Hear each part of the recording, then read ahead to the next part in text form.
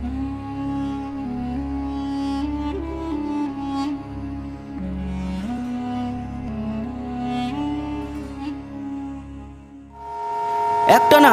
6 মাস ঘরে বন্দি অবস্থায় জীবনযাপন, এক কথায় বলতে গেলে নাভিশ্বাস উঠে গিয়েছিল ভ্রমণমত্ত পর্যটকদের। যদিও আমরা মাঝে মাঝেই বাইক নিয়ে বেরিয়ে পড়েছিলাম, গেছিলাম দীঘায়, গেছিলাম বাঁকুড়ায় জয়পুর জঙ্গলে, পুরুলিয়ায় অযোধ্যা পাহাড়ে, ব্যান্ডেল, অনেক জায়গাতেই ঘুরেছি। তবে সাধারণ বা আমাদের বাঙালি পর্যটক যারা, তাদের কিন্তু নাভিশ্বাস সত্যি উঠে গিয়েছিল। আর অনেকেরই জানতে ইচ্ছা করে এই লকডাউন পরবর্তী পুরী কেমন আছে।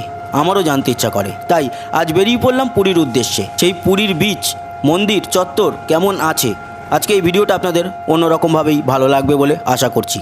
প্রথমেই বলে রাখি, বাসের খবর আমি জানি না, তবে এই মুহূর্তে যদি আপনারা পুরী যেতে চান সবথেকে ভালো হচ্ছে বাই রোড যাওয়া, মানে প্রাইভেটে করে। এছাড়া বাইক নিয়ে যাওয়া যেতে পারে, তবে রিস্ক নিলাম না, অনেকটা রাস্তা।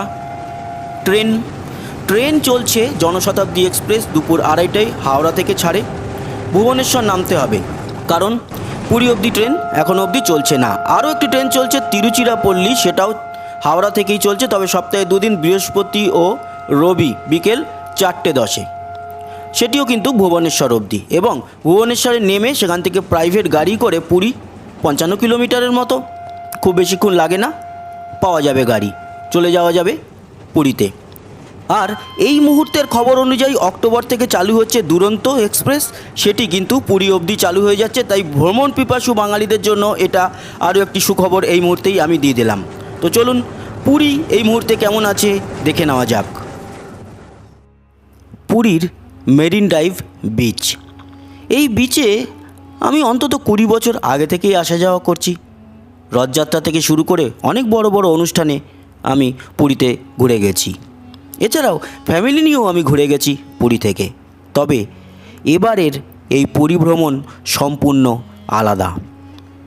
বেশিরভাগই আমি ড্রোন ক্যামেরাতেই শট দেখালাম, তার কারণ কাছাকাছি বা ক্লোজের মধ্যে কিছুই এমন নেই যা দেখাবো।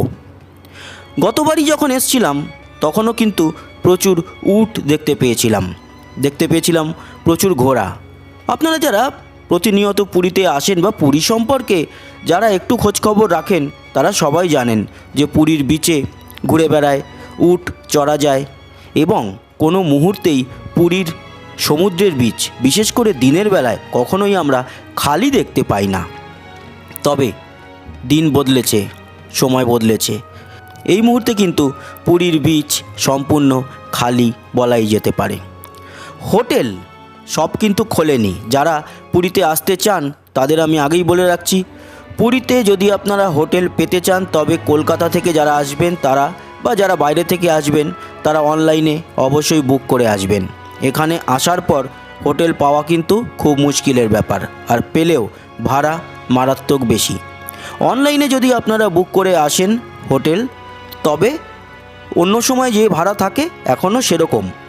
অবশ্য কিছু কিছু হোটেলে দেখলাম যে ছাড় চলছে এবং কমও আছে এই মুহূর্তে। তবে হোটেলের কিন্তু অর্ধেক ঘরই বন্ধ, কারণ তো সবই জানেন আপনারা, কোভিডের জন্য। আর রাস্তাঘাটে বেরোলে গাড়ি আপনারা পাবেন বলতে, অন্যান্য কোথাও গেলে লোকাল প্রাইভেটে গাড়ি হোটেল থেকেই ভাড়া পেয়ে যাবেন, বা সমুদ্রের ধার থেকেও পেয়ে যাবেন, যে ছোট ছোট গাড়ির বুকিং স্টল রয়েছে সেখান থেকে। আর লোকালে অটো নিয়েও ঘুরতে পারেন। পুরীর মন্দির, জগন্নাথ দেব, বলভদ্র, সুভদ্রা দেবীর টানে আমরা বারবারই ছুটে আসি। তবে পুরীর মন্দিরের অবস্থা কিন্তু এই মুহূর্তে খুবই বিপজ্জনক। জগন্নাথ মন্দিরে করোনার থাবা, প্রবল পরাক্রমশালী জগন্নাথ দেবও আটকাতে পারলেন না এই ভাইরাসকে। খোদ জগন্নাথ দেবের প্রাত্যহিক কাজকর্ম সারার জন্য যে সেবায়িতরা রয়েছেন, এবার তারাও আক্রান্ত হয়েছেন। জানা গিয়েছে 2-4 জন নয়, 404 জনের মধ্যে 351 জন সেবায়েত ও 53 জন মন্দির কর্মীর দেহে এই ভাইরাসের সংক্রমণ পাওয়া গিয়েছে। এর ফলে মন্দিরের দৈনিক কাজকর্ম চলাই দায় হয়ে পড়েছে। শ্রী জগন্নাথ মন্দির প্রশাসনের পক্ষে এক কর্তা জানিয়েছেন, জগন্নাথ মন্দিরে মোট সেবায়েতের সংখ্যা 404 জন। এর সঙ্গে রয়েছেন শতাধিক কর্মচারীও। এর মধ্যে 351 জন সেবায়েত ও 53 জন কর্মচারী আক্রান্ত হয়েছেন এই ভাইরাসে।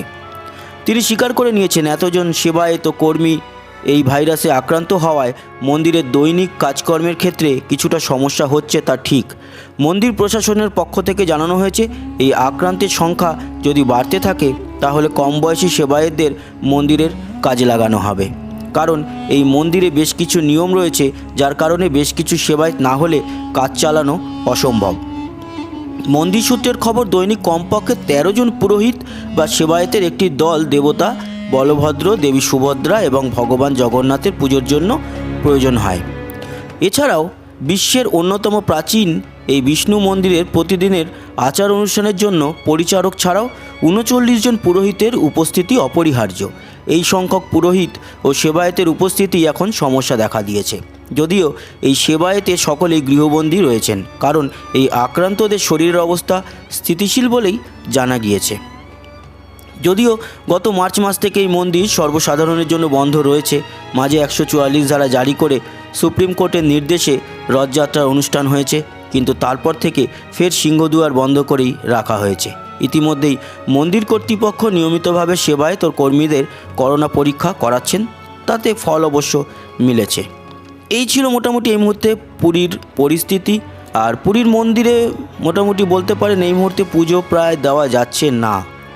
তো সেই জন্য আমার মনে হয় কিছুদিন ওয়েট করে তবেই পুরীতে আসা উচিত। এই মুহূর্তে যা পরিস্থিতি আমরা দেখেছি সেটুকুই আপনাদের সামনে নিয়ে এলাম। আর এই মুহূর্তের একেবারেই আজকেরই খবর বা আজকেরই এই সমস্ত নিউজগুলো বা ভিডিওটা দেখলেন। আশা করি অন্যরকম লাগলো। সঙ্গে থাকবেন, সাবস্ক্রাইব করে লাইক শেয়ার অবশ্যই করবেন, আর কমেন্ট বক্সে লিখবেন আপনার গুরুত্বপূর্ণ মতামত। আসি, আবার দেখা হবে। সবাই ভালো থাকবেন, সুস্থ থাকবেন। টাটা।